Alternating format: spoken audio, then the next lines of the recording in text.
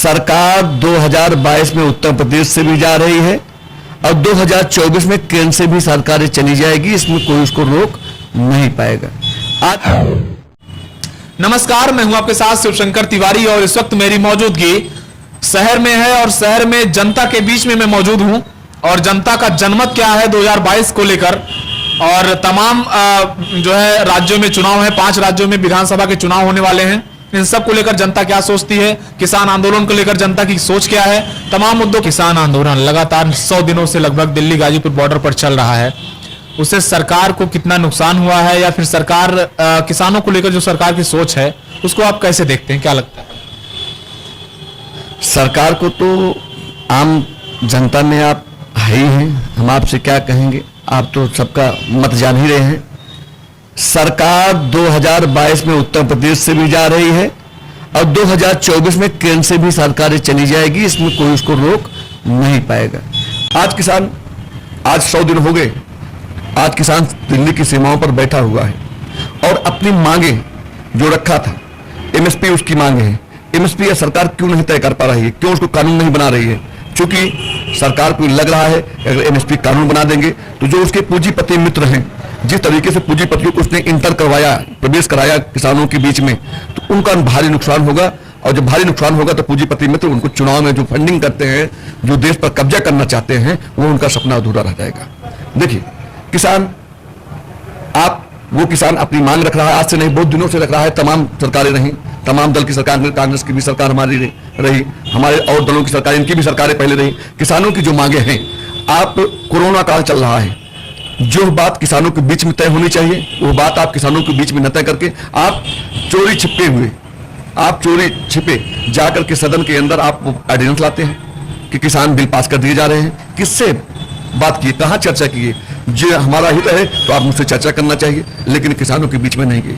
ये चंद पूंजीपतियों के कहां लाभ हो रहा है, कैसा उनका लाभ हो जाए और उसी के तहत ये अध्यादेश ला करके किसानों के ऊपर तीनों काला बिल पास। क्या लगता है, मतलब कि इन 5 सालों में लगभग 4 साल बीत गए हैं, 5वां साल चल रहा है, यूपी में जो भाजपा सरकार रही है वो किस तरह से, उसके काम को आप किस तरह से देखते हैं, क्या काम रहा है?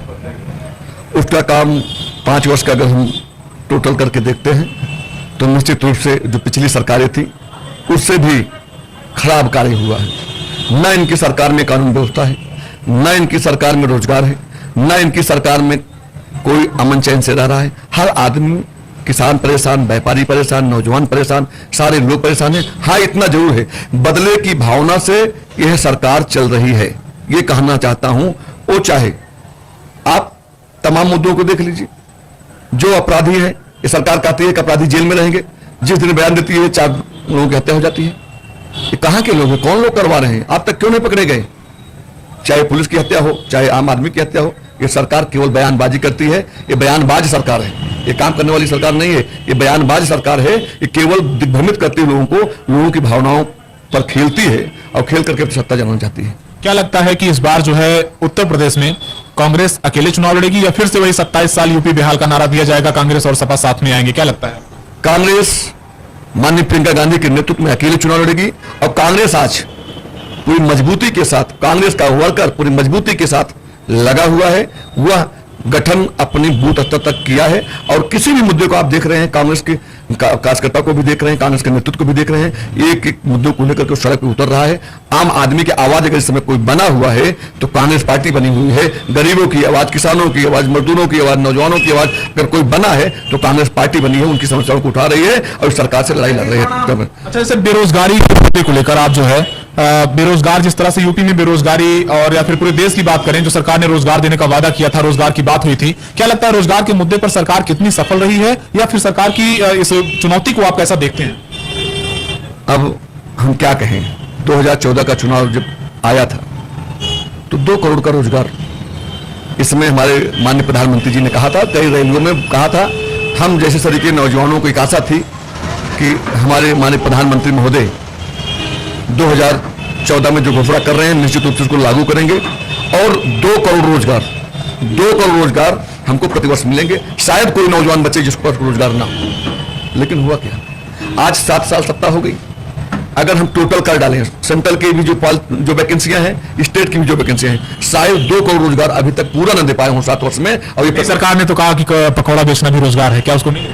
अब तो ये हमारे, अब कह रहे हैं हम, अगर जो हमारा मोची साथी है पालिश कर रहा है, और हमारा तो स्वरोजगार है, ये हमारा आज का नहीं है, ये अतीत काल से चला आ रहा है, ये अतीत काल से चला आ रहा है। हम अपने जीविका को चलाने के लिए कोई चाय बेच रहा है, कोई पकौड़ा बेच रहा है, कोई मोची की दुकान लगाया है, कोई संतरे की दुकान लगाया है, कोई फल की दुकान लगाया है, हाँ, कोई बारदाने की दुकान लगाया है, तो ये रोजगार नहीं है। हम किसी भी होटल में जाते हैं, छोटे छोटे बच्चे काम करते रहते हैं, तो वो रोजगार नहीं है। उनको हम अपनी जीविका चलाने के लिए काम करते हैं, ये रोजगार सरकार का नहीं है, सरकारी व्यवस्था नहीं आती है। अब क्या देख हम अपना मेहनत करके खाना खा रहे हैं, सरकार ने हमें अधिकार दिया, आपका अधिकार नहीं है, ये तो हमको मौलिक रूप से अधिकार मिला हुआ है। आप है, मैं भूखा हूं, मैं बेरोजगार हूं, मुझको खाना मिले तब जानने की सरकार ने हमको अधिकार दिया, खाना खिला रही है, हमारा मौलिक, हमारा हमको अधिकार दी है सरकार। डीजल और पेट्रोल 2 सुलगते मुद्दे हैं इस समय, लगातार गैस के दाम या फिर डीजल पेट्रोल के दाम बढ़ते जा रहे हैं, किस तरह से देखते हैं? क्या सरकार को इस पर नियंत्रण करना चाहिए? सरकार से क्या लगता है? देखिए, हम तो बड़े स्पष्ट रूप में कहना चाहते हैं, जब कांग्रेस की सरकार की हुकूमत थी, तो जो सत्ता में बैठे लोग हैं, ये चाहे इनकी स्मृति ईरानी हो, चाहे ये नरेंद्र मोदी हो, उसमें मुख्यमंत्री थे गुजरात के, और जो भी इनके तमाम, राजनाथ सिंह, तमाम इनकी जो मिनिस्टर्स हैं, ये लोग बयान देते थे कि महंगाई इतनी चरम पे है कि कोई आम आदमी आम आदमी नहीं जी पाएगा। आज डीजल क्या रेट है, उस समय क्या रेट था? अंतरराष्ट्रीय कच्चा तेल का दाम जो है उस समय $105 प्रति बैरल था। तो कांग्रेस ने उस समय डीजल का दाम 55 रुपए किया था और पेट्रोल का दाम 65 रुपए किया था, $105 प्रति बैरल में, तो देश में हाहाकार मच गया और गैस का दाम 300 रुपए हुआ। लेकिन आज अंतरराष्ट्रीय कच्चे तेल का दाम $63 है, $63 है। आज $63 होने के बावजूद भी हम 92 रुपए में डीजल पेट्रोल खरीद रहे हैं, 84 रुपए में डीजल खरीद रहे हैं। कांग्रेस की रिज्यूम में तो सेंट्रल गवर्नमेंट, स्टेट गवर्नमेंट मिलाकर के 44% टैक्स लगाती थी, आज वही सेंट्रल गवर्नमेंट और स्टेट गवर्नमेंट मिलाकर के 100 से 110% टैक्स लगा रही।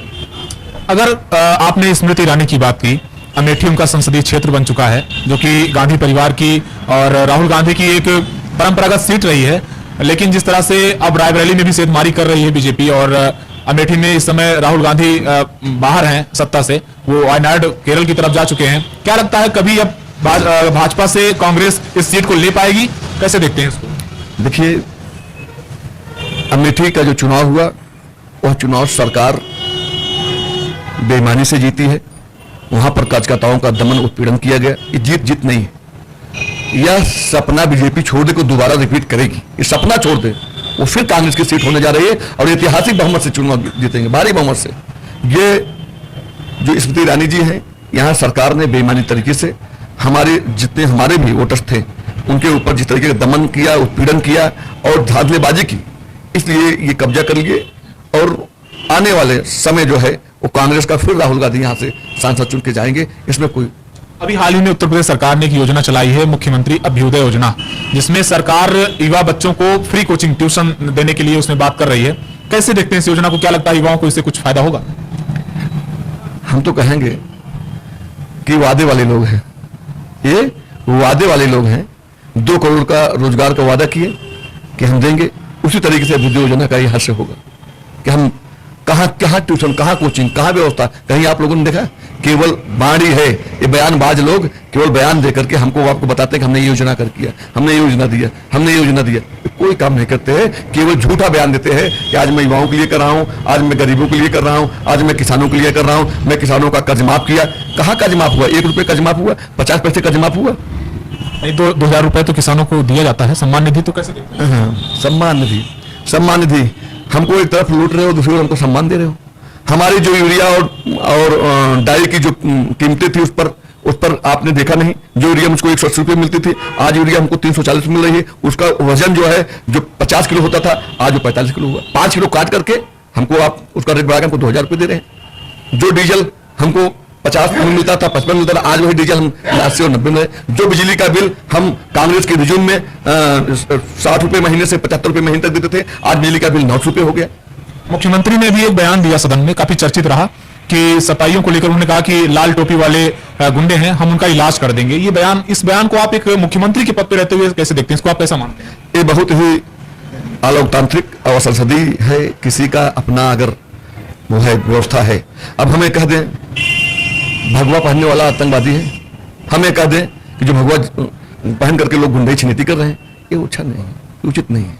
किसी के वेशभूषे पर किसी के को कहना उचित नहीं। ये मुख्यमंत्री की अपनी एक अड़ियल वाली रवैया है। और मुख्यमंत्री जिस तरीके से सदन के अंदर बयान देता है वो मुख्यमंत्री की गरिमा से हट करके है, उस गरिमा को धूल धूसित करता है। मुख्यमंत्री कोई राजनीतिक व्यक्ति नहीं जैसे लगता है कि कहीं ना कहीं से ये व्यक्ति गुंडा, ये व्यक्ति कहीं ना कहीं से ऐसा व्यक्ति है कि जो मतलब संसदीय प्रणाली में विश्वास न रखता हो।